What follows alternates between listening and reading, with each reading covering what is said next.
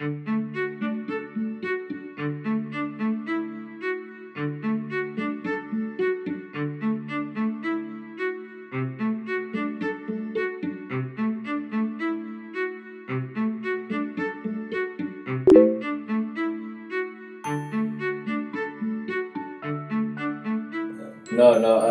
we must look at the entire history of the People Power Revolution in terms of one or two or three generations. Mahabang kasaysayan, hindi pa nga tayo tapos eh.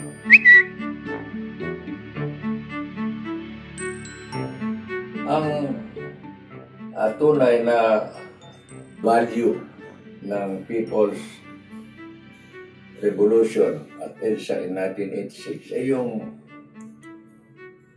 hindi madugo, walang karahasan, at kung hindi natapos, pwede pang gandahin, pagandahin, o bigyan ng international value.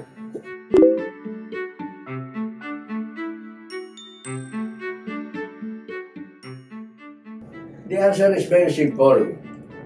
It is that we started it, but we did not finish it. It is a continuing process. In fact, we call it a continuing revolution.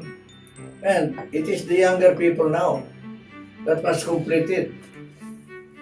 You must understand that in this world, especially now when the world is changing very fast because of science and technology, you don't get anything on a silver platter that is already completed, beautiful, and it will last forever. No, democracy is the most fragile thing you can imagine.